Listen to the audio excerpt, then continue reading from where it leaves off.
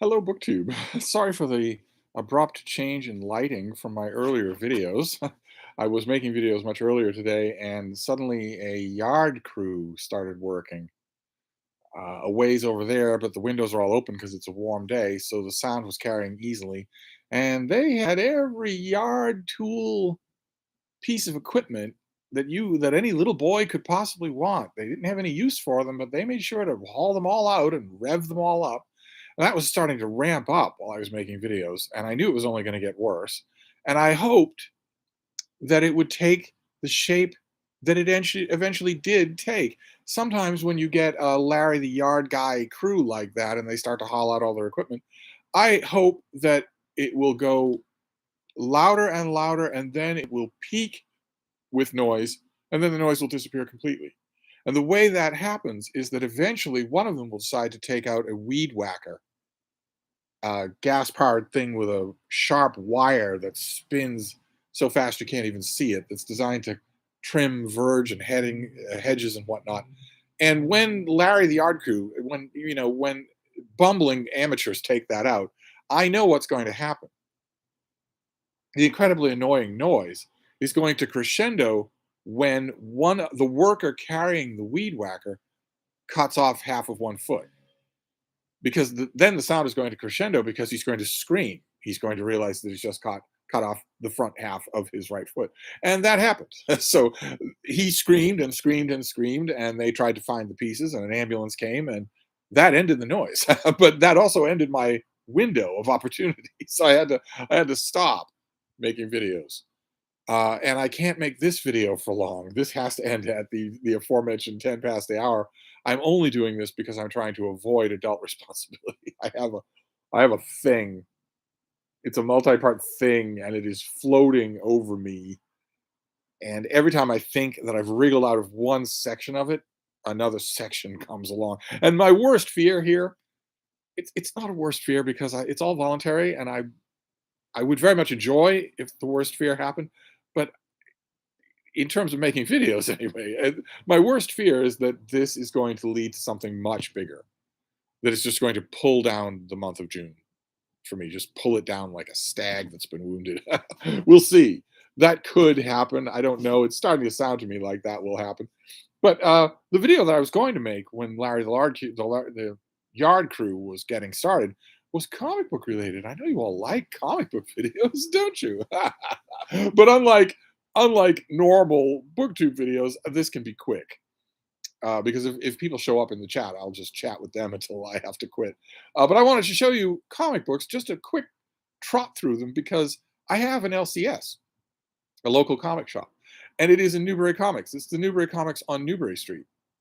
In fact, uh, I took a picture that I can show you. Just realized I don't have to post this. I can just show it to you. Uh, I go to the Newbury Comics on Newbury Street when I go there. I don't often go there because it's not on my route anymore. But uh, you also kind of have to pardon the background noise. The neighborhood has been apocalyptically loud. It was the first flush of warmth. But I don't know if you're going to be able to make this out.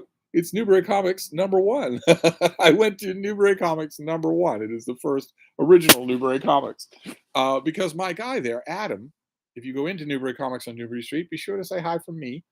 Uh, we worked out an arrangement where he sets aside every Superman related title for me, and I just pick them up. I wait until they accumulate, and then I pick them up. And I did that today. I happened to be near Newbury Comics for a minute. I mean, it's 85 degrees, and there were freak show students everywhere. Just, I'm used to students seeming fairly hopeless when I walk past them outside, Berkeley School of Music or wherever. But these were freak shows, just pod creature aliens. Young people who are 18, 19 years old, who are reveling in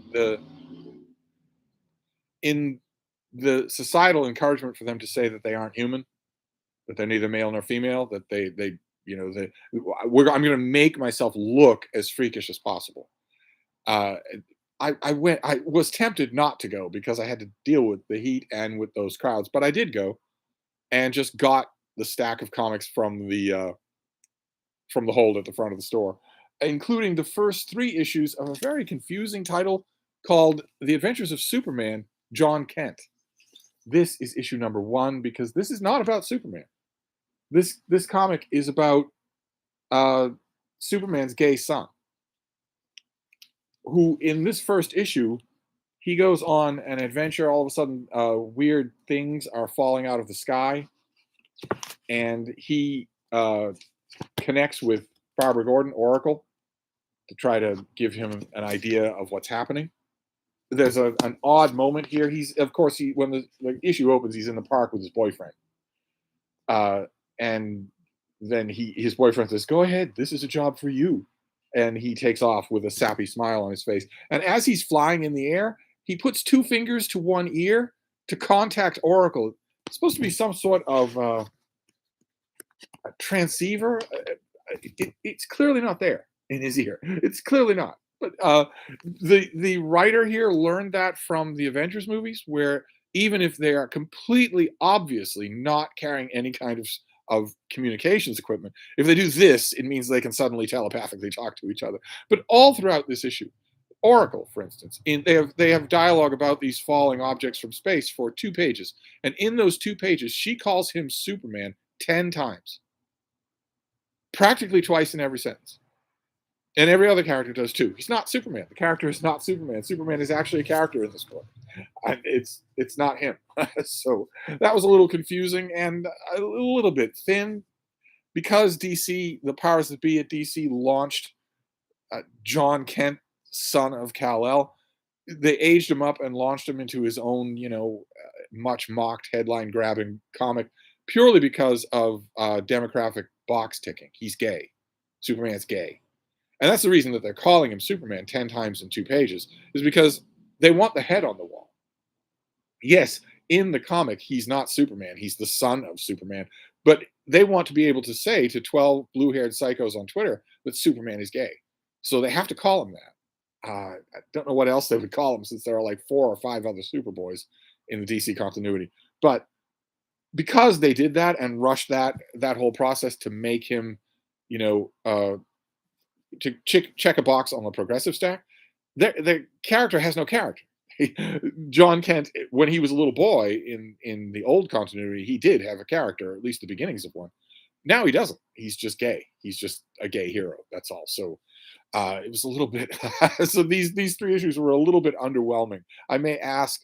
Depends on how amenable Adam is to refining such a weird arrangement. But if he is, I might ask him to drop this.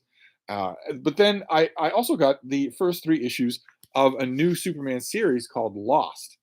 How's that for a lovely cover? Huh? Where Superman is with Lois Lane. It's very, very good artwork. Let me show you an example of it. Very, very good stuff. No manga, no hints of manga at all. Just classic comic book realism. He's with her. Suddenly there's a Justice League emergency, and he takes off. And when he comes back, see, there's a Justice League emergency, nice big 2-page panel.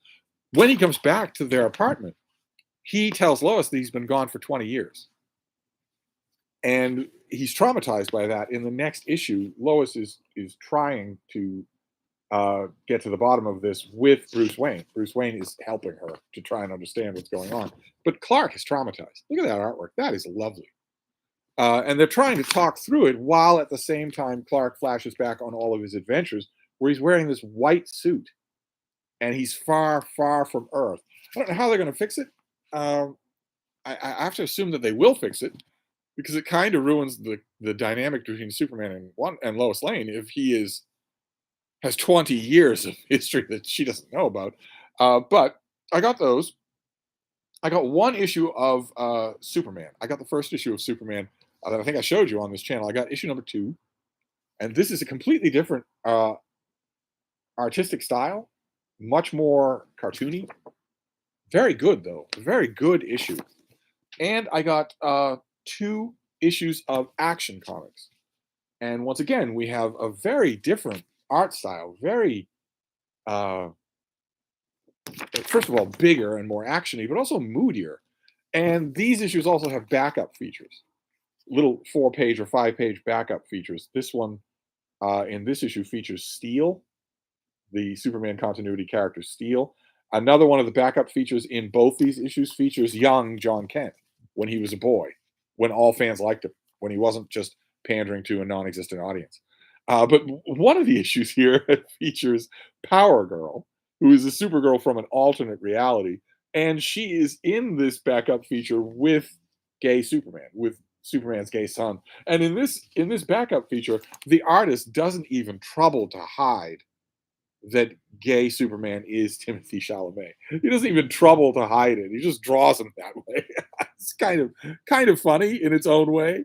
Uh, I noticed in the Superman Lost issues that Superman's powers are given a new definition, a new parameter, without really much fanfare at all. Unless this has happened in Superman issues, uh, earlier issues that I just wasn't following. These issues say over and over again that Superman's powers are because Kryptonians have an odd biochemical interaction with gravimetric fields. Not just the gravimetric field of Earth, but any gravimetric field. And all Kryptonians have this. And I guess it's a kind of more scientifically up to date attitude towards the whole idea that Superman gets his powers because he's on a low gravity planet. I guess it doesn't really fundamentally change anything. It's just I was odd to hear that phrase gravimetric sinking done so often in this issue. I'm going to have to read up on whether or not that's occurred in earlier Superman issues. Then another Superman item that Adam set aside for me was a little heartbreaking. It was issue number 1 of Superboy, but it's not my Superboy. It's the clone Superboy, and it is dull.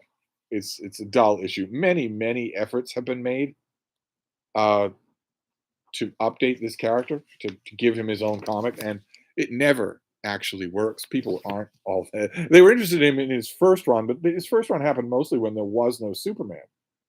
Uh, that isn't true anymore. So and there are also a couple of other Superboys.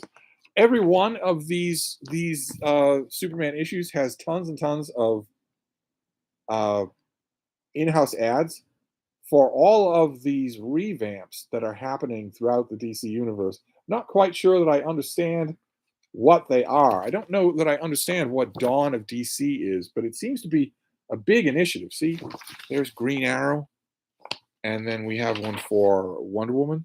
They all have that Dawn of DC at the top. I don't really know what that is. I'll have to read into that. There's classic characters, but also new characters. And I don't know. I mean, are the classic characters supposed to float the new characters? I have no idea.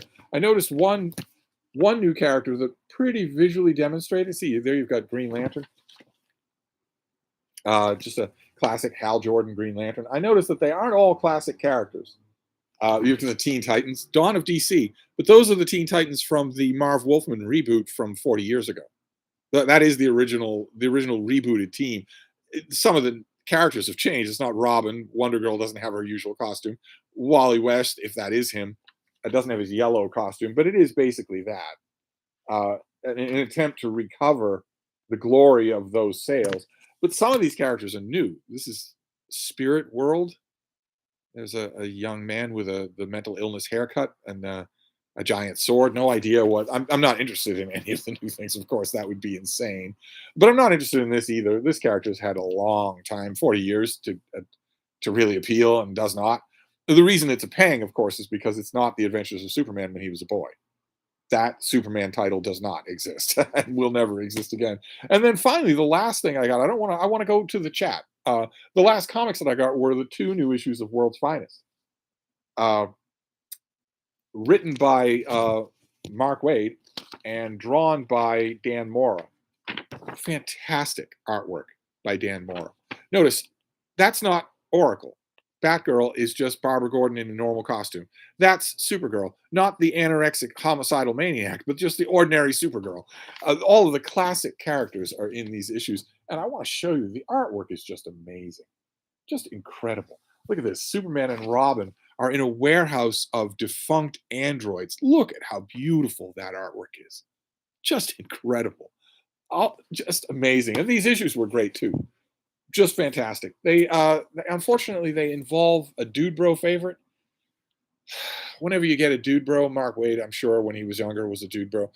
There's a sliver of comic book fans who latch onto these dumb, failed characters and just love them to death. Just really believe if they could finally be done right, they'd finally take off. The number one example of this, of course, is the Doom Patrol, the loser superhero team. But another one that these dude bros infallibly latch onto is a character called Metamorpho. This guy. The only interesting thing about the character is his great name. The rest of it is just dumb. And Mark Waid does the best job with Metamorpho that I have ever heard anyone do. With Metamorpho's origin story, look at him. He's seeing his deformed body in the reflection of a mummy casket. That's beautiful, and he can't control it. We get a great piece of narration here. Mark Waid was really doing great work on this World's Finest. He was still sentient, still had Mason's mind. That's his civilian identity. But his brain no longer remembered exactly how to rebuild him.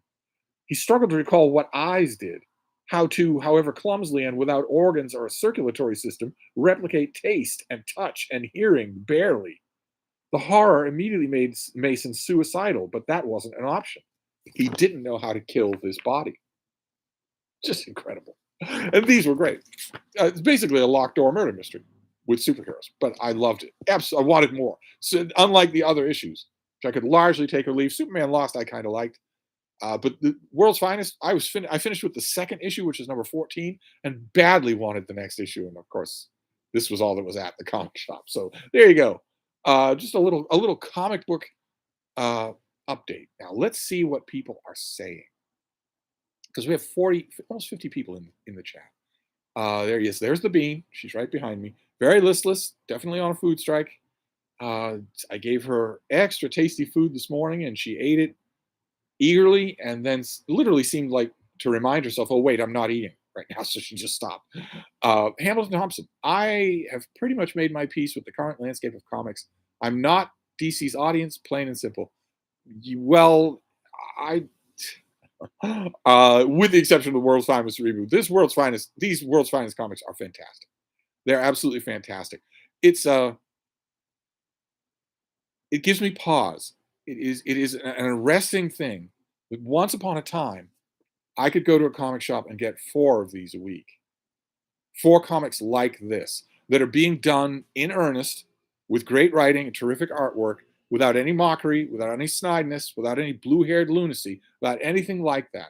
Nothing, no, there are 5 lights. No, nothing like that. No gaslighting, no progressive stack, just a comic book story. Once upon a time, I collected comics. I bought them every week because there were at least 4 or 5 comics ongoing that were regularly this good. Now this is literally the only one.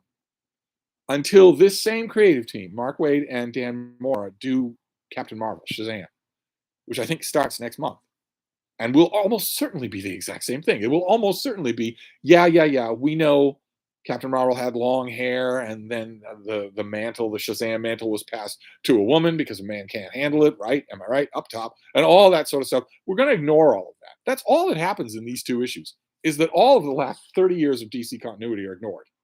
And that I bet they're going to do the same thing with Captain Marvel. Just ignore it. Just have the huge Marvel family mythos without any nod to political correctness. I can't wait to see. But anyway, The Absolutist. Hope you have been good, Steve. I just finished my first year in college and did my history project on Queen Anne. I know you like her, so I was eager to tell you I am.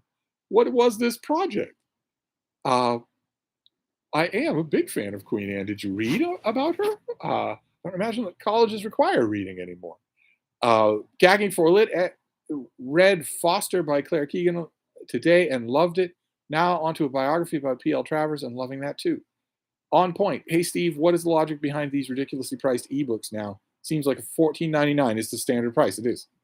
And when ebooks should be $5 to $7. Well, ebook should be $1 or $2. The file has to exist anyway. No author sends the pages of a manuscript to his editor at his publisher. It's all done electronically. So there's an electronic file of the first stage, the second stage, the third stage, the finished stage. There's, of course, the artwork is all electronic. So the cover all of the indicia, the acknowledgement page, all of that. That's all. There are electronic files for all of that. So the thing exists already. It doesn't cost anything to upload something if you own a server or farm. But 14.99, you're right, is the kind of standard thing, and it's. I have been saying this for 10 years now that ebooks as a market were its own worst enemy. They had the ability to just bury the print book market, and instead they did literally everything wrong. And now, yeah, most readers faced with the option of spending $15 on a trade paperback that they can get at the store and walk away with, or $15 on an ebook that when they know they're being gypped and when it's not theirs to keep, they can't give it to somebody else, they can't leave it to somebody else. Most people faced with that are going to spend the $15 on the paper. Excuse me, on the paperback.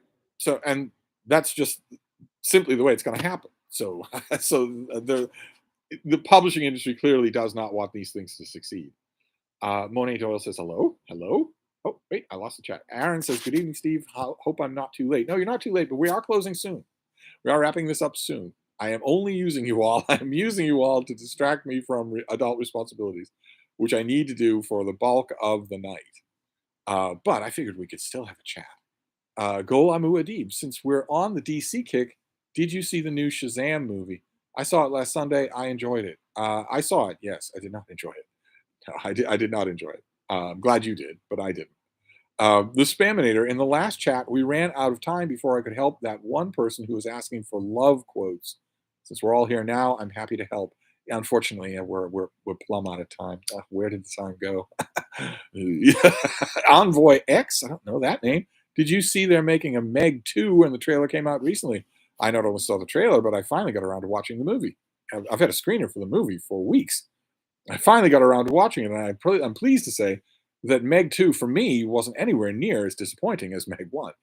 Um, the first Meg movie I thought missed more opportunities than it hit, and this one I don't think it does. I think it much more clearly understands what it is, uh, and I really liked it for that. Although I still have a soft spot for Black Demon, but but anyway, uh, Monet Doyle, on Thursday, I will be going to Disneyland. Is it possible to read on an airplane?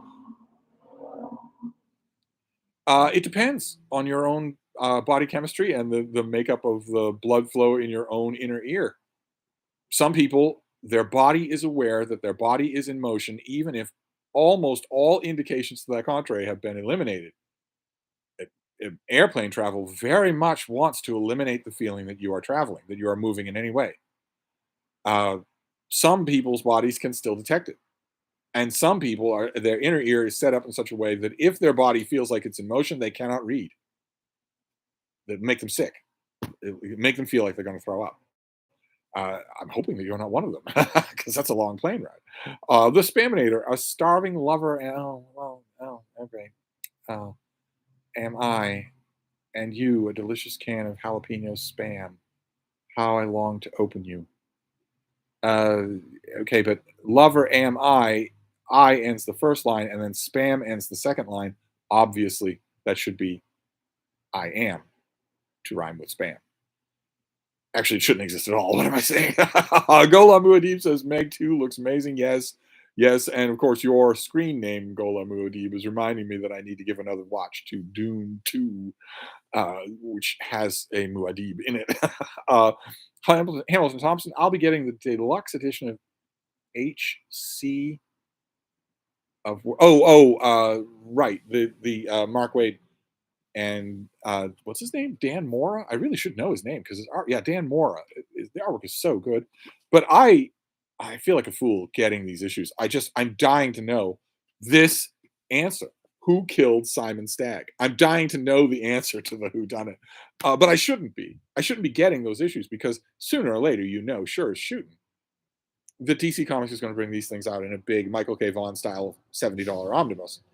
The whole of the opening run, as long as Wade and Mora go on this book, there that whole run is going to be in a hardcover, and I'm going to get it because these are just too good. They're revisitably good, so I shouldn't be getting these issues at all. But anyway, RTL LTR says, "Are the Penguin Marvel Penguin classics worth getting?" Well, depends. They're going to reprint the same things that you've seen reprinted a million times. If you have all of those reprints, what, $25 a piece? So that's not cheap for something that's explicitly duplicated, unless you love the fact that these comics are now in the Penguin Classic line. I'm not one to talk because I got mine from Penguin, and I'm getting the next batch, the superhero team batch.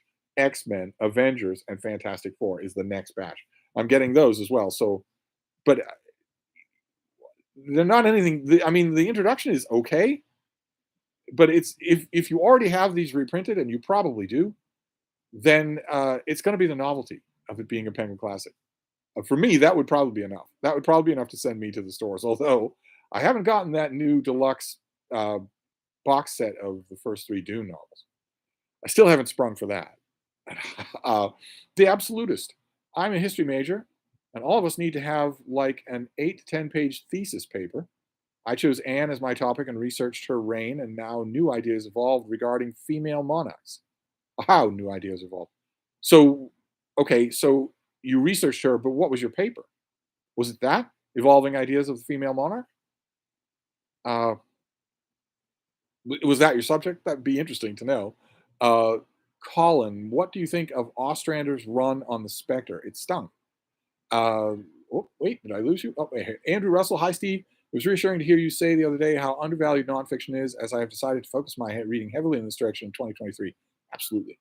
No need to wait until Olive has nonfiction November in November. No need at all. Nonfiction is 10 times better, with one or two exceptions. I mean, obviously, I'm not saying that fiction can't work magic. Obviously, I'm not. And very little nonfiction can work magic the way magic working fiction can. But it's so rare. Oh my God. It's so rare. The reading public largely ignores nonfiction.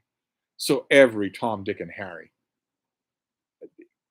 has a better chance of getting a novel published, even when they have no talent, none whatsoever.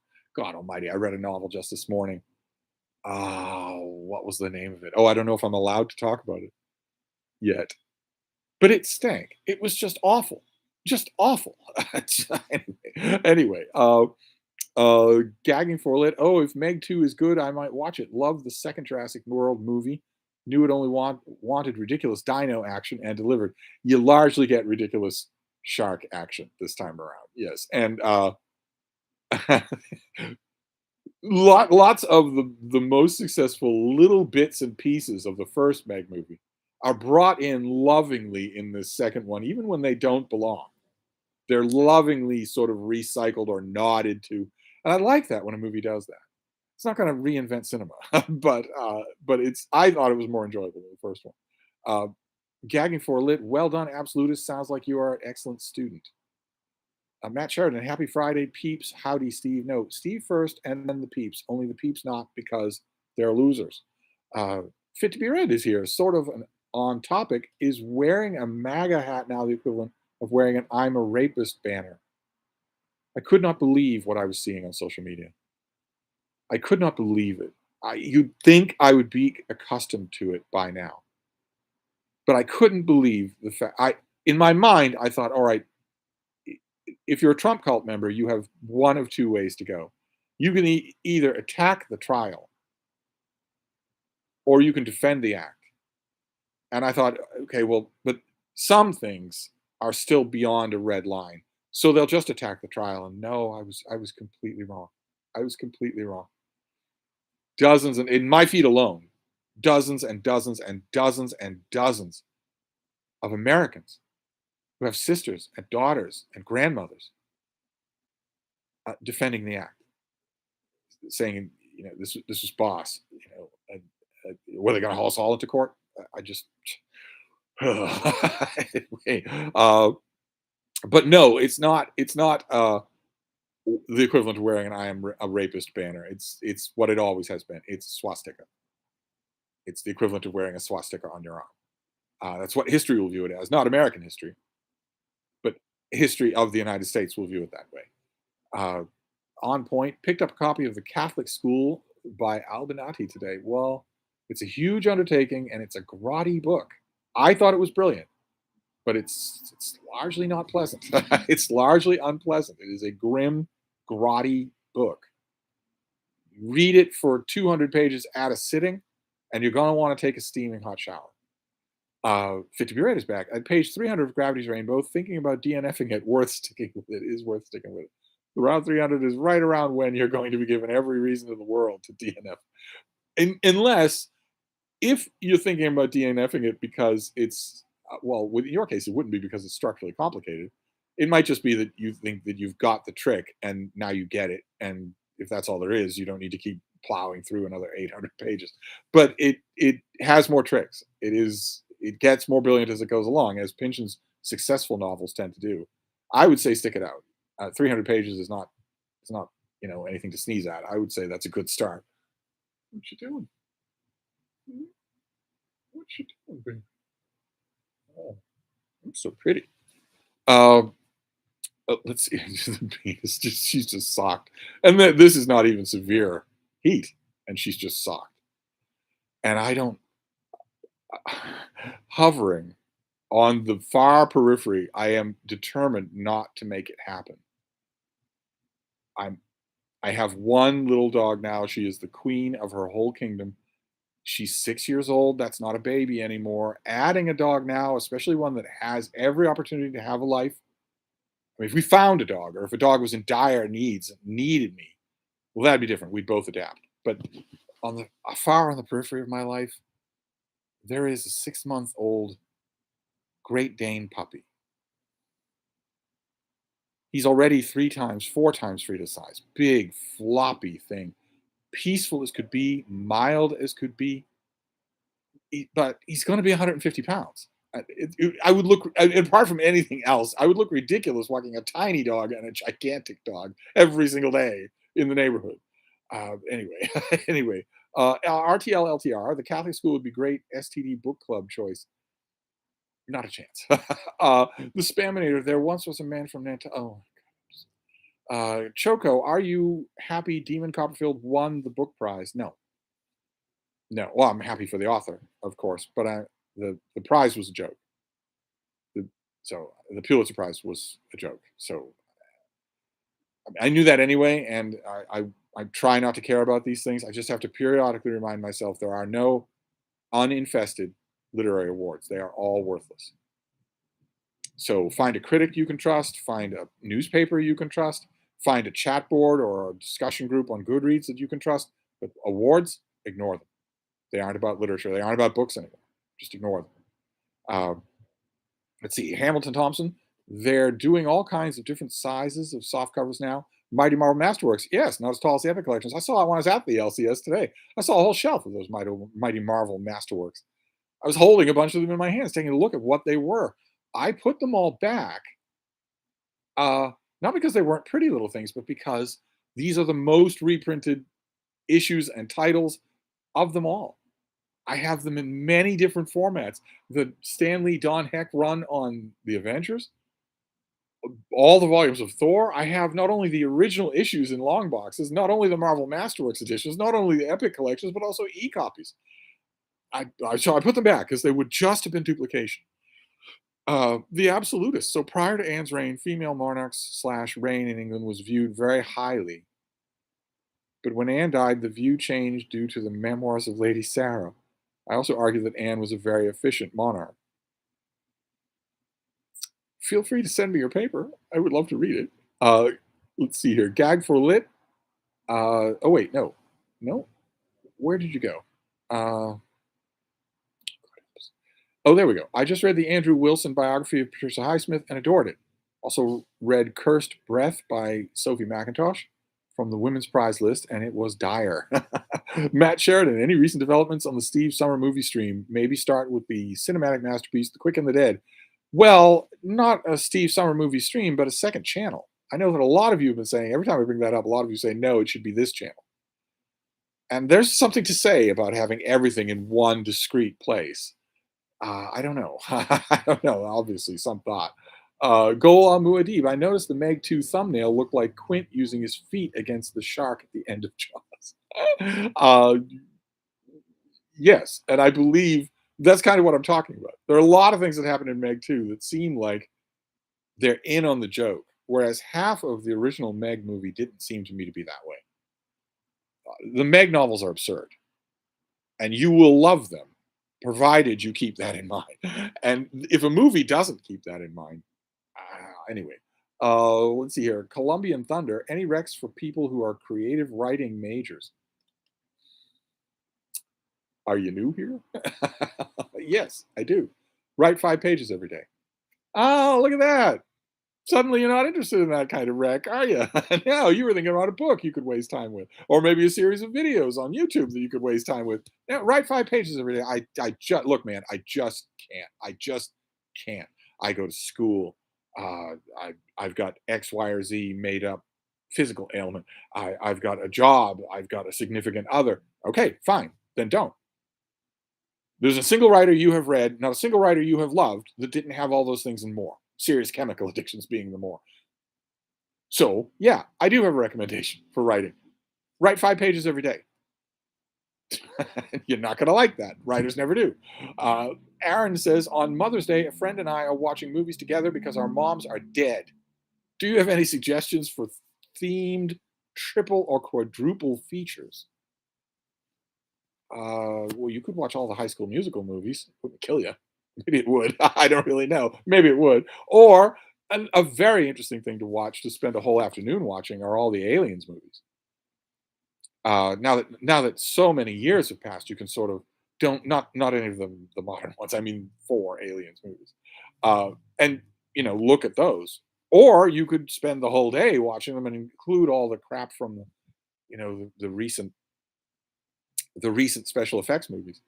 Well, I always want to call them Michael Fassbender movies, but you could watch that. Speaking of Michael Fassbender, you could watch every X-Men movie. It's lots of fun to watch those all together. In fact, a lot more fun than to watch them individually. Uh, but maybe those aren't the kind of movies you were thinking of. Jasper John Antonelli reading The Wizard of Earthsea. What a wonderful book. I agree. Did you spring for the beautiful illustrated hardcover? Mhm.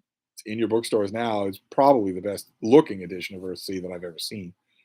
Fit to be read. The vulgarity doesn't bother me. Yeah, the story just isn't grabbing me. Maybe I'll keep sticking it out. Well, you put me in an awkward position. I think the book is a masterpiece, but so on the one hand, part of me is saying you should stick it out because maybe you will see that whether you're at the right time or the right mood for it or not. But then there's a huge other part of me that has been telling people for 28 years, don't stick it out and don't do it, no matter what the reputation of a book is. If you're slogging through, your reading time is too important to slog through anything. Everything should be a joy, an absolute joy. So now I don't know what to say here. Gagging for Lit is responding to Columbian Thunder. Okay, so that doesn't involve me. Fit to be read. Dahlgren is greater than Gravity's Rainbow.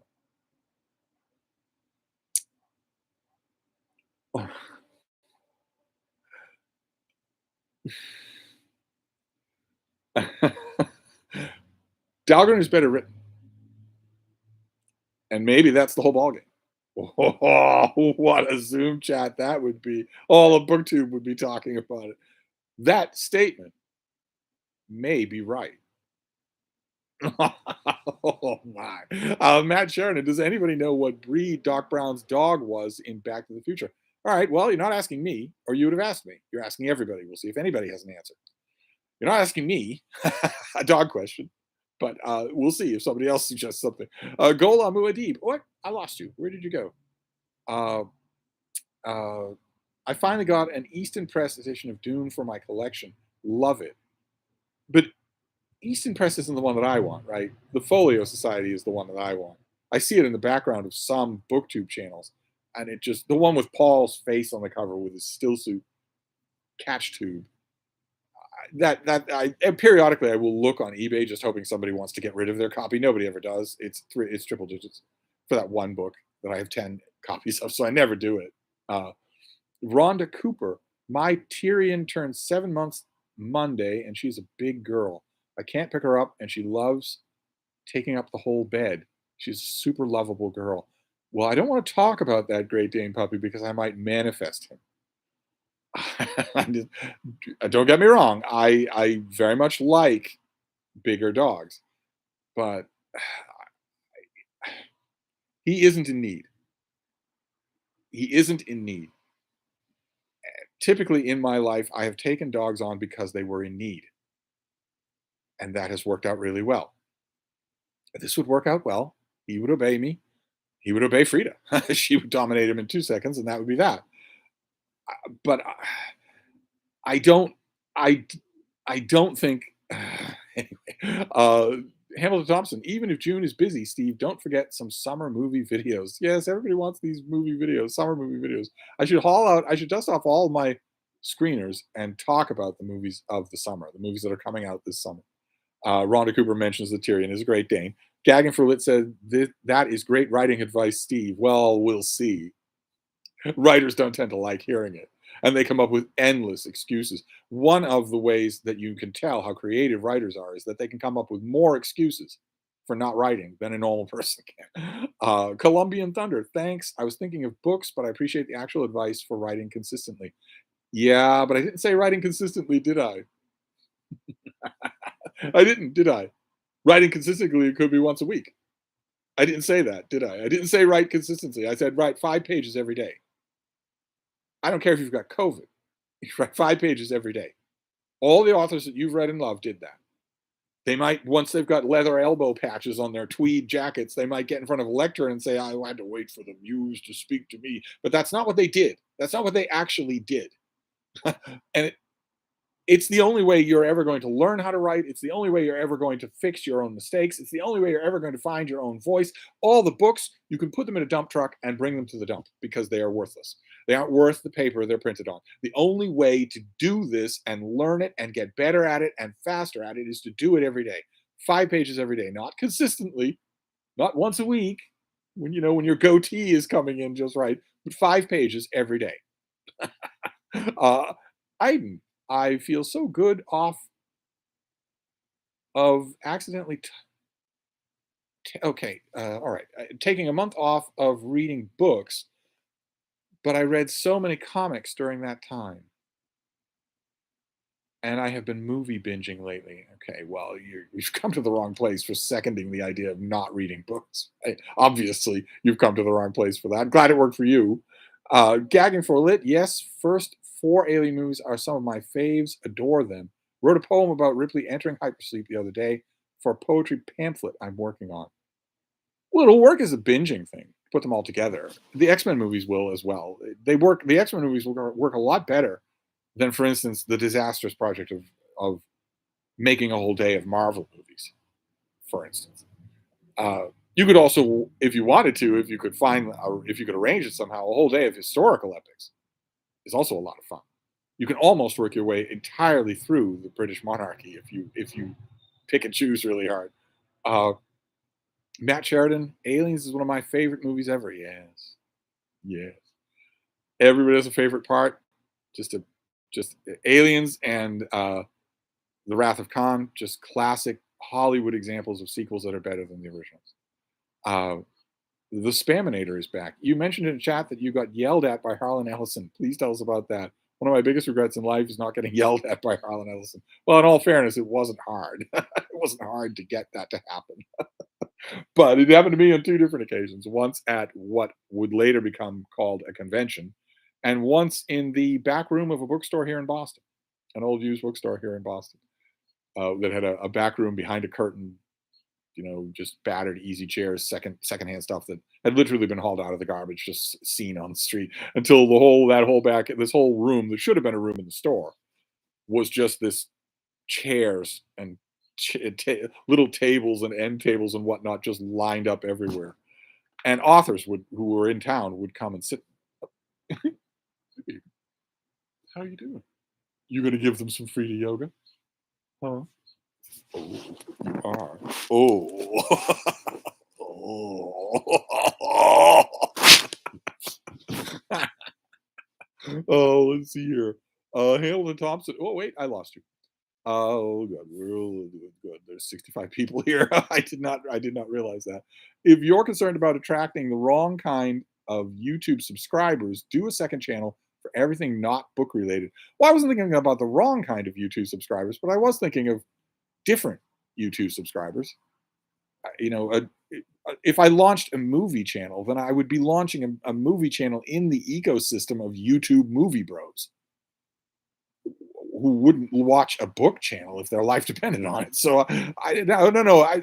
I'm always well, you know this. I'm always curious about this whole thing, this whole weird thing of me making YouTube videos.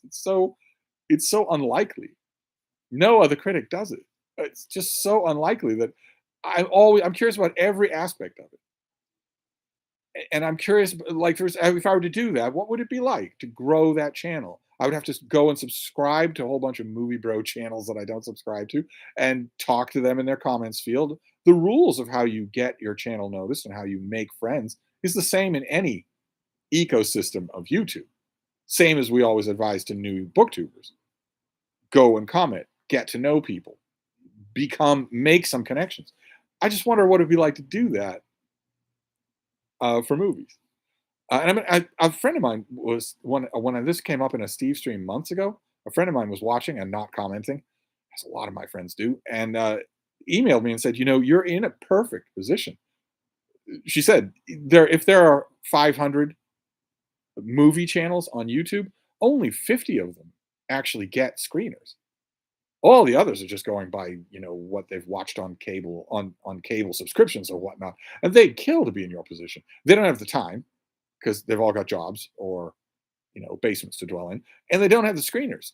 And to say nothing of she went on to say nothing of the fact that you've got 80 million movies and quotes and whatnot at your fingertips, at your mental fingertips. You don't have to research. You're not going to sound canned. You're not part of the industry. You're never going to want to go to a screener live in a movie theater, so you're not beholden to anyone. So she pointed out what I have noticed myself on YouTube movie channels, which is how they all end up sounding the same. And the reason for that is the same reason that movie critics in newspapers once upon a time all ended up sounding the same, because they're all talking to each other. They're all making they're trying out the same stale jokes before they go on camera. I wouldn't do anything like that. So, uh, but anyway, Gola Muad'Dib, you could watch all the extended editions of Lord of the Rings, make a day of it. Yeah, you could. Definitely. Colombian Thunder is responding to Gagging for Lit. Fit to be Read says Harlan Ellison did not care for Dahlgren. Yes. Yeah, right. But if you think about Dahlgren and then you think about Harlan Ellison's work, think about two of his most famous longer books. I think there's a strong case to be made, research, a thesis paper to be written as to why he was so vociferous about hating Dahlgren. And I think it's pretty clear in his own fiction that it was something he could not do. Something that he wanted to do and could not do. And you couldn't attack the man. There was no way. There's no way to attack Chip Delaney. There's no way to do it. So anyway, anyway, I think Zoom chat is bubbling up between the two of us. Huh? Go Al Muad'Dib. I have the folio edition as well. The folio edition of Dune, you mean, is the one that I think I want, uh, which would be insane. It's absolutely insane. I have a million editions of Dune, and I know the book backwards and forwards. There's no reason for me to have it. It would be the world's most expensive cover buy. So I should get it out right out of my mind. Aaron, my friend, wants to draw a slate of movies out of a hat. I've got several slates of actor director based themes. I've also got one of the movies our moms introduced us to, including and then dot dot dot. Robbo C. I don't think I know that name. Which JFK biography would you recommend to someone who hasn't read one? Would it be the Hugh Sidey book you mentioned recently? The Hugh Sidey book would be a very good one, sure. The problem with it is just what I was talking about in that video, which is that he knew and was friends with JFK. And you kind of want, I mean, those are valuable books, and there are 5 of them that have that description about JFK. But when it comes to a subject of historical importance, you kind of want a biographer who doesn't know the subject at all, who just doesn't have any connection with Camelot at all. And who is the one that I always recommend? John F. Kennedy by Michael Donnell. Is that right? It's a big fat one that isn't, I don't think it's in print anymore. Came and went, but I thought it was the best modern JFK biography, the one not written by a friend or what the scathing press calls a retainer, a palace historian. Uh, Lou G is responding to Matt Sheridan. Gola Mudeep said, I have the folio edition as well again. Okay, Aaron says, From Dusk Till Dawn and the Jeff Fahey classic Body Parts. Fit to Be Read says, I hear you, Steve. I don't like to DNF. I get you, but I accept that a book can have a dud of a first half and an excellent second half. I'd hate to miss out, probably convincing myself to see it through.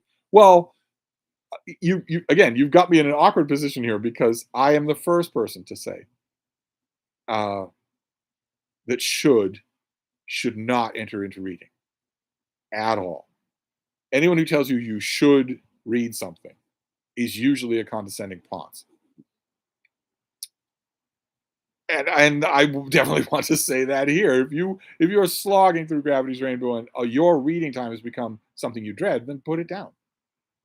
But on one level, on some level, it is definitely true that if you're an American who loves books and is, reasonably accountable to your country's canon, you should read Gravity's Rainbow. That is just, I don't think that's controvertible. Uh, that's just tough. Aiden says so many of these books that cost triple digits have to be computer errors. There's no reason for an OWC Charles Grandison by Samuel Richardson to cost $250. You mean the fat Oxford World Classics paperback of Sir Charles Grandison? They never made that many of them. I wish I'd kept my copy. They never made that many of them. There's never been another edition from a popular press. So $250 is absurd, but I wouldn't be surprised if that paperback, that old Oxford paperback, is pricey on the secondhand market. That wouldn't surprise me at all. David Adams, there's two versions of Dune published by the Folio Society. The one you saw is the mass market version. They've also made a deluxe edition, absolutely stunning production. Okay, nothing the Folio Society does is mass market. But okay, so the normal one for normal subscribers to the Folio Society is the white one with the face of Paul on the cover. That's the one we're talking about. That's what you're calling a mass market edition. Jasper says, "Who is your favorite illustrator?" Mine is N.C. Wyeth. I love that early 20th century style. Mine would be J.C. Leyendecker. But Wyeth would be up there. I think I'd put Norman Rockwell before Wyeth, but he'd be up there. Kevin L. I wonder if George R. R. Martin writes 5 pages a day. George R. R. Martin doesn't write anything. Hasn't written or typed prose that was not an email in 10 years. Doesn't even think about it. So no, no. Oh wait, the chat jumped again. There's 63 people here. I'm going to get through this because we've got to wrap this up. Notice how 10 minutes the hour flew by. Let's see here. Aaron says, Steve, are you aware of Dean Wesley Smith's writing advice and anecdotes? He claims Hemingway wrote All Old Man in an afternoon while his editor sat on the other end of the room waiting. I am familiar with a lot of his BS. Yes. The Spaminator, Alien is better than Aliens, and I will gladly die on that hill. No, you're incorrect. Say that Alien is better than Aliens. It's like saying Starship Troopers 2 is better than Starship Troopers. But you've got to die on that hill as well. Aiden, sorry for always wording everything so weird. I'm not good at expressing myself in tweet-length messages. Aaron, what do you think of the writer's strike? So much to think about the writer's strike. Every time there's a writer's strike, I watch the story carefully. A little bit difficult to do. It's kind of been overshadowed. It's kind of been overshadowed in my mind by CNN's town hall with Donald Trump. That has kind of been preoccupying my thoughts, but I have a lot of thoughts on the writer's strike. Matt Sheridan, Terminator 2 is another sequel that far surpasses the original. I agree. Aaron, I'd love to see Steve's tear apart Patrick Wilhelm's awful videos. Oh, go along with you. I'm going to do some Frida yoga at my next yoga class. Jerome Jacobson, though he won't finish the Ice and Fire series, it seems as though George R. R. Martin will finish his 6th and 7th planned books. Would you still be interested in reading the 6th book? He will not finish it. I don't know what you need to believe that, but I will of course read Brandon Sanderson's completion of the Song of Ice and Fire, but I won't be reading another word of George R. R. Martin's prose. Colombian Thunder, follow-up question to the 5 pages a day thing. How does one break through that barrier of feeling like they can't think of anything else to write within a given day? Well, you shouldn't be pulling this stuff out of your tuchus. I mean, I presume that I'm not saying just cover 5 pages with random English prose. I'm assuming that you have a plot, that you have a book of some kind. That doesn't everybody, don't all writers have something like that? Of course, is the first thing. If you don't have that, then think up something tonight. Think up something, a place, a basic plot, a basic subplot. Give it to people. Pop people it with characters. If it's fantasy or science fiction, do a little bit of world building. Not doesn't have to all be done. Do a little bit of it. You can fix a lot of it on the fly, but you need something like that. You need a closet before you can hang clothes. So once you've got that, then I don't believe there is such a thing as a barrier, just laziness. So, but you need that to start. If you don't have that, you need that to start with. Aaron, most YouTube movie critics don't watch the movies if they're new releases. I don't know how you'd be able to tell one way or another. Honestly, I watched some of the really big ones, and they're just the most boring, dronish figures on camera. They're going after the quip. They could not care less about the movie, and they don't know anything. They don't know anything about their own discipline. They'll be watching some new movie and there'll be an obvious parallel to a Preston Sturges movie. They don't even know who he is. They've never watched any of his movies. It's ridiculous, absolutely ridiculous.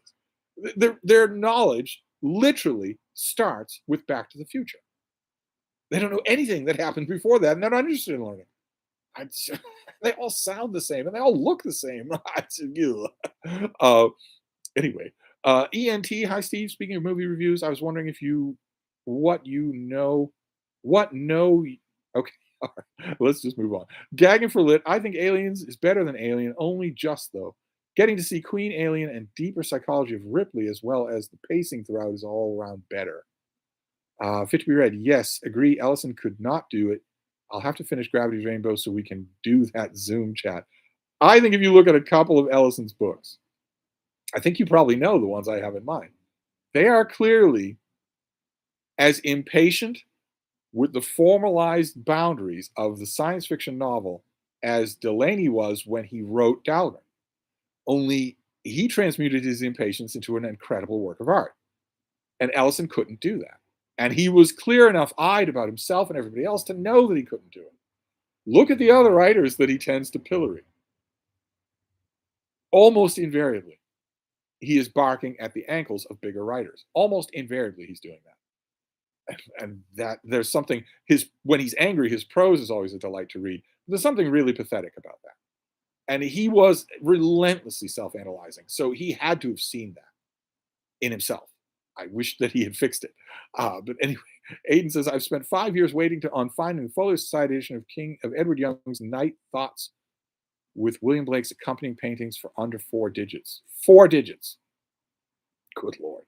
Hamilton Thompson, most of the YouTube movie channels are based on who can get to Best Buy or Target first to grab whichever limited edition steel book came out. Not based on actual film criticism. Exactly what I'm saying. And that is the number one response I have had from people watching me talk about movies on this channel, which is devoted to books and to Micah Cummins.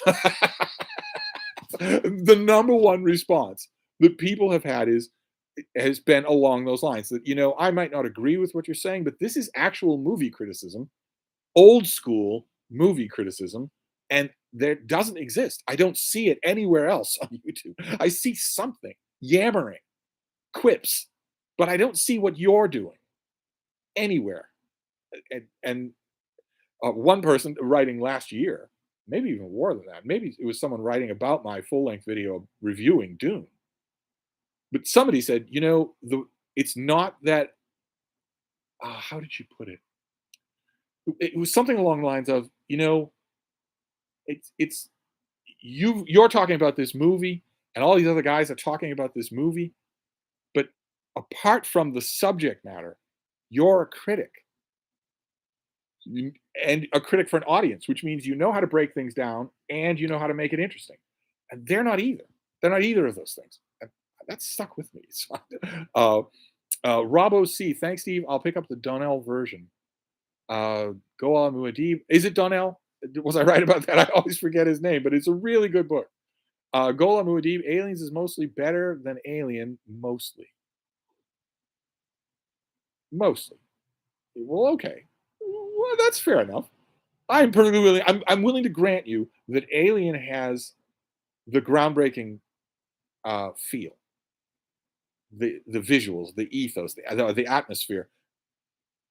There's very little of that in Aliens. That is not the director's goal. That's not one of his priorities. Whereas in the original Alien, that is very much a priority. It's meant to have this kind of, choking, claustrophobic, gothic feel.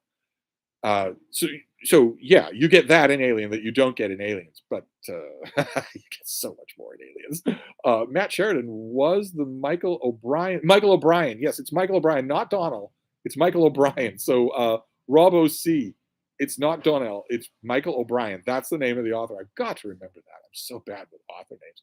That's the one. Michael O'Brien's book on John F. Kennedy is really, really good. Let's see here. MF. Thank God I'm not American. Yeah. Yeah, I would once upon a time, forever and ever, for decades and decades and decades, that would have got my hackles up, and I'd have gone on right away about this, that, and the other thing. Now I completely agree with you. Completely agree. Hamilton Thompson, Michael O'Brien on Kennedy. Never see it when I'm out and about. No, you never see it used. Never. It's not in new bookstores anymore, and you never see a used copy. I, I don't. I got rid of my copy. I sent it to somebody who, before, in the days before YouTube, somebody asked me, "Do you have a recommendation?" I said, "Not." I did what I always do, what I still do. Could kick myself, but I still do it. But I said, "I not only have a recommendation, I'll pop it in the mail to you." And I just assumed the Brattle will provide. I assumed I would see it. I've never seen it. There have been, in the time since, that was what, 15 years, something like that, 10 years. In that time, the Brattle has bought probably the libraries of 10 people who collected presidential stuff. It wasn't in any of those. So uh, let's see here. MS says, "What about Infinite Jest?" What about it? How much time do you have? Oh, time. We were supposed to stop at 10 past the hour. It's 8:30 now. There are almost 70 of you here. Fit to be read? Okay, I'll come clean. I was only thinking of DNFing because someone knocked my bookmark out, and I dreaded the prospect of accidentally reading a page or two over again. Well, some of the pages. Some of the pages. Yeah, you wouldn't want to do that. ENT, hi, Steve. Since I know you like Edith Wharton, I was wondering, what do you think about Scorsese's 1993 adaptation of The Age of Innocence and the casting choices in it? Love your channel. Well, thank you. But I didn't like the Scorsese movie. He does not understand Edith Wharton. He doesn't understand what's going on at all. And as a result, he miscast the movie and badly misdirected it. I mean, badly. I I could go on and on. I could talk for a good solid hour about that movie and about the wasted opportunity. Am I right in thinking that no one has adapted an Edith Wharton book since then? I do. I didn't like it at all. On Point says, "Is there a Paul Theroux in the future of the S&M book club?" Nope. MF, why would he write after making all the money he needs? Uh, I don't know who you're responding to there. Matt Sheridan said, "Alien is a bore." Oh no, no, no, no! Alien is not a bore. It's not boring. It's just it doesn't please the way Aliens does, but it's not boring. No, no, no, no. Hamilton Thompson, something tells me this chat is ending soon. Just in case, I'll say goodnight. Yes, it is ending soon. I'm I'm trying to dodge something here, but I can't. If I keep dodging it, I'm only going to be in trouble. Oh my god, I am so worried that the thing I'm dodging is the initial pings before I get slammed. That happened last summer too. I got slammed too with something gigantic, and I don't know. I don't know what I think about it. Andrew Russell, does your approach to live streams match my approach to studying back in the day? I.e., once that deadline passes, 10 past the hour, you have to wait until the next deadline, 10 past the hour. I'm gonna hope not. I'm gonna hope not, because I need to get to work. Gagging for Lit, you are great at responding to comments. Thank you. Makes your streams extra enjoyable. I have to say, I love my BookTube brethren. I think they're wonderful.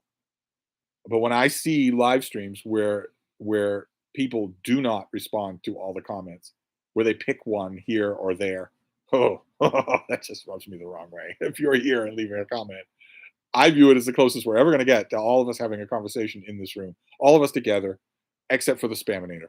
We'll give him the wrong street address so that he ends up somewhere else. But other than that, I view this as a conversation that we're all having together. So, but anyway, Monet Doyle, what books would you recommend on a plane? Oh, I don't recommend books by location. Whatever you're working on will be fine.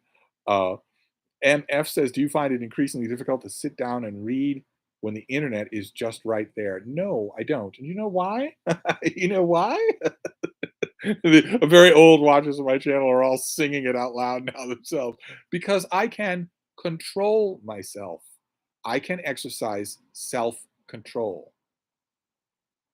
I can exercise self control. So I don't care if it's there. I'm concentrating on X instead of Y. I'm doing one thing instead of another. So no, I don't find it increasingly difficult at all. The only thing that's increasingly difficult is ending the Stevestream. Aaron says, speaking of unfinished series, what do you think of Name of the Wind? Its prose, characters in particular. The characters are awful. Prose is okay. I've always found it kind of leaden. I don't really get uh, the adoration of that book. It's substantial in a way, but I can't help but think that a lot of the adoration from that book is very Patrick Bateman. It's very Quoth is I think a lot of them. First of all, I don't know any women who've ever read Name of the Wind. And I think a lot of the young men who are reading it are seeing they're doing things with the main character that I don't think Rothfuss wants them to do.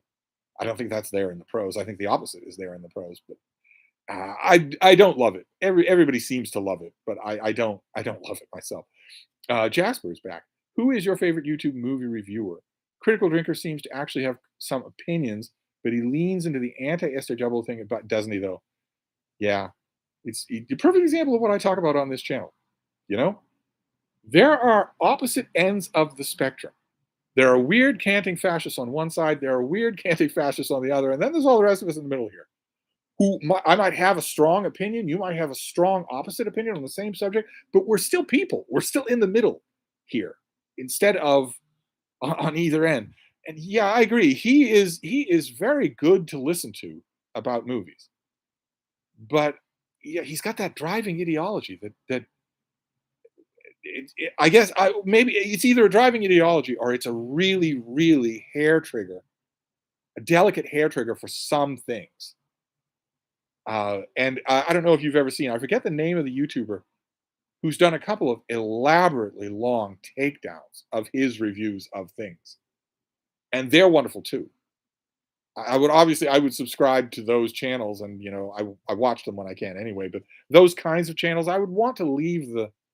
There's a whole strata of bigger YouTube movie channels that are very analogous to the bigger BookTube channels, where the host of the show is just a shill. They're just in the pocket of the people who are giving them freebies. And I need to watch them, but I also need to avoid engaging with them. Whereas Critical Drinker, well, he's a dog person, first of all, and he can be genuinely funny. Uh, and then whoever it was, maybe one of you knows, whoever was one of the ones that that YouTuber who rips his videos apart. I don't remember the name of that person. I really should. Aaron, what did you think of Dreams with Sharp Teeth, the Ellison documentary? Uh,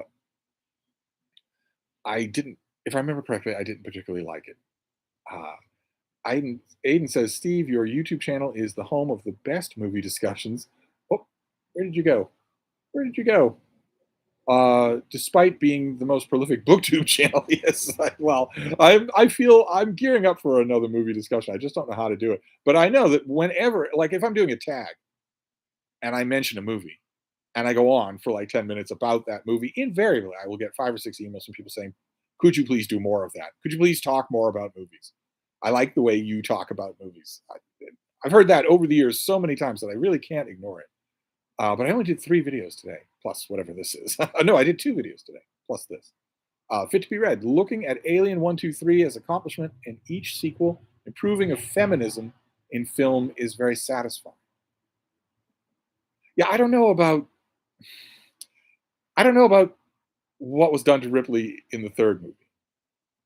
I, I don't know what after Aliens. I don't know that I would agree that what was done to Ripley was feminism.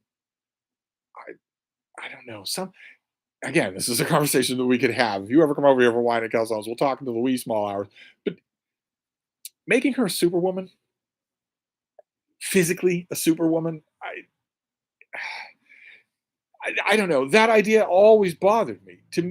To my mind, uh, a great example of Hollywood doing feminism right is uh, how to put this, it won't get us all canceled. Feminism that acknowledges that women are different from men, which absolutely does not happen now. Now, like you'll have a 5 foot tall, uh, tiny little woman who will just do, La Femme Nikita moves on gigantic hitmen and throw them through walls. And I've been in screenings where audiences laugh at that kind of thing. They're just laughing because it's so completely unbelievable. Nowadays, movies' idea of feminism is to make the woman a man, to give the woman as many masculine qualities as possible. Whereas at the peak of the old wave of great science fiction, whether it was Ripley or uh, Terminator, to me, there's something immensely more. I don't. I'm not phrasing this correctly, but to me, there's something immensely more satisfying and uh, truer to feminism in the scene in which Ripley shows up in the loader in the exoskeleton to fight the queen at the end of Aliens. To me, that is infinitely better on-screen feminism than her becoming superhuman by being, recombined with alien DNA or whatever. I, I don't know. Maybe it's time for me to watch everything else all at once instead of only spending my time watching the YouTube channel Alien Theory, which is so good. I love that channel so much. But let's see here. Jasper says Aliens is so much more satisfying. I agree. Andrew Russell says, "Do you think Demon Copperhead will enter the canon in the same way as David Copperfield?" No. Gandhi Angles, yikes! How much have I missed? You've missed almost everything because we're wrapping this up. Street Medic, damn! I just got in, didn't know you were live. Yes, I didn't give much warning this time around. I'm only trying to avoid responsibility. I have a thing that is hanging over me, and if I buckle down and do it, I can have it all done by dawn, and then tomorrow will be wide open and free. Uh, let's see here. Aiden says, speaking of movie adaptations, what's your favorite or at least favorite movies based on Virginia Woolf books? I don't think I've ever seen one that was any good. Matt Sheridan, I have some tacos to attend to. Good night, Steve, and good night, chat. Street Medic, IMHO. You do not need to abbreviate. This is not Twitter. Alien is the best of the franchise. Sakari Happening says hello, but we're saying goodbye. We're wrapping up this Stevestream. Gandhi Angle says you weren't impressed with the Beverly Gage's book on Hoover, and yet it won the Pulitzer. I know, I know. I was talking with the publicist about that, saying that I was cackling when it won, thinking. Uh, I actually said at one point to her months ago. I said, "Well, for some reason, I know this looks exactly like a Steve book, but it didn't do anything for me. So watch it go on to win an award, and it did go on to win an award." Uh, Hamilton Thompson, didn't you get slammed with the Waco project? I raise a glass of cheap red wine to your to you, esteemed reviewer. Well, the Waco project uh, ended well. Let's just put it that way. Blue Laser Ryan, I think Mahler does the big reviews. Uh, Mahler, well, yeah, Little Platoon also does big reviews, and a whole bunch of others. I would need to I would either need to pay attention to their channels or I would need to scrupulously ignore them and just do my own. Let's see here. Colombian Thunder, I personally enjoy Your Movie Sucks. Andrew Russell, do you ever wonder if Adam from Memento Mori will return? I don't really. As I pointed out before, when you remove BookTube from your life, that space fills in. It's uncanny how it happens. It fills in. And most people, it fills in and they actually get to a point where they look at it and think, uh, how did I ever, why did I ever do that? They don't have any negative feelings toward it. It's just from another life. It's just a totally different thing. And that space doesn't open up again. It was aided the first time in opening up because it was about something new, and it isn't new anymore, so it doesn't open up anymore. But anyway, let's see here. Blue Laser Ryan, Blue Laser 777. I said, did you ever see Top Gun Maverick? I did. Aaron, what do you like about The Way of the Gun? I think I've heard you praise it. It's wonderful, beautifully written. The thing really to pay attention to is how beautifully written it is. Just read the script if you can. It's wonderfully scripted, but it's also, I mean, it's dumb in its way and it knows it, but it's really smart. It's really clever, and it's sometimes uh, well, it's always really memorable, even down to the very last scene of the movie, which is incredibly memorable. But it even starts off memorable with the scene in the parking lot. If you've seen the movie, you know what I mean. With the mouthy girlfriend played by Sarah Silverman. Well, I can't repeat any of the dialogue, of course, but it's awesome.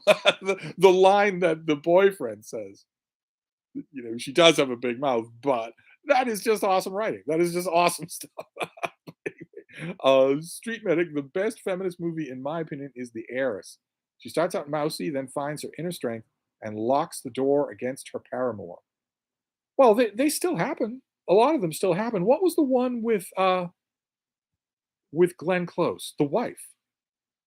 That was awesome. That movie was incredibly good. Aaron recently discovered that some research shows longtime meditators need less sleep than non-meditators. Do you think your ability to focus on fast reading is related to your low sleep need? I, there's nothing special about my fast reading or focus except self-discipline. That's all, and practice. It's only young people who think there must be something magic here because otherwise this wouldn't be possible. Try paying attention to something for more than 5 minutes at a time. Try doing that. And you'll be amazed. And it's not magic. It's a set of mental skills from the previous century. That's all. Golam Adib, good stream. I'm out. Have a great weekend. Happy reading. Well, have a great weekend implies you won't be here tomorrow night if I have a Steve stream, but you bloody well will be if I do. So conditional, but we are wrapping things up. Gandhi Angles, did you discuss Trump's appearance on CNN? I did not discuss it. No, I brought it up because it's been on my mind. I haven't been able to think about anything else. Not so much his appearance as the fall of CNN to fascism. Uh, I, I was under the impression until yesterday that there were still some right-thinking people, some good journalists there, and it's weird to have. It's like having a tooth missing. You're constantly going there to see if it's really gone. Uh, Aiden says, "Thank you, Steve. Good night to you and the bean. The bean is right here next to me." Uh, uh, Books for Eric says, "Hey Steve, do you plan to try lab-grown meat? I'll be hitting grocery shelf. It'll be hitting grocery shelves before long. I don't see the reason. I don't see the reason. I have no idea what's in it. So I know what's in the food I eat now, and it's perfectly fine. So I don't see the reason. Uh, Books. Oh wait, Street Medic. I'll be on duty tomorrow. Blow it off. Steve comes first. Aaron, any other movies to feature with Way of the Gun for my Mother's Day marathon? Uh, well, I think a movie that works really well with Way of the Gun is The Godfather Part Two, specifically the flashback scene. But there's also another one. What is the other one that? Well, The Quick and the Dead, who has come up on this stream a few times. That won't let you down. Absolutely won't let you down. Uh, Andrew Russell, I like. I take it you viewed it as positive that Tucker Carlson has departed Fox News. Uh, as a positive, as a good thing, yeah, absolutely. I don't want him to have. I want him to have as small a platform as he can. Uh, yeah, I do. I do think that was a positive, but it doesn't matter because we have to wrap this Steve stream up. I think I'm at the end of the comments anyway, and you all served exactly the role that I was hoping you would, which was to distract me and keep me entertained while I was procrastinating away from something I need to do. But I have to get back to that now, or it will be too big for me to handle. So I wish you were all here. I really do. But we'll have another Steve stream, maybe tomorrow. And if I do, I want to experiment with announcing it far in advance. See if that. Well, our numbers seem to go right to around 65, 66, something like that, near 70, and then peak there. If that's true, then that's yeah, I know. Aaron says 10 past the hour isn't for another 20 minutes, but it doesn't matter. We're wrapping things up anyway. We were supposed to wrap things up at 10 past the last hour. Street Medic says, so we're here to serve you. Well, That is the nature of parasocial relationships. Just because we get the parasocial relationship part on this channel wrong doesn't mean that that's not the nature of parasocial relationships. In a parasocial relationship, I'm supposed to be making 2 videos a week, and you're all supposed to be pouring money into my Patreon. And that's the way it's supposed to go. Instead, I make 5 videos a day, and I'm sending packages out to you in the mail. That's something is badly wrong about this. The way we do this. Uh, but uh, anyway, we do have to wrap this up. I will be back soon, but I do have to get to work. I'm going to take the bean out, and by 10 past the hour, I'm going to be hard at work, nose to the grindstone. But I will be back. Thank you all, of course. This was wonderful as always, but I'll be back probably tomorrow with another Steve stream. So I'll see you all then. Thank you, BookTube.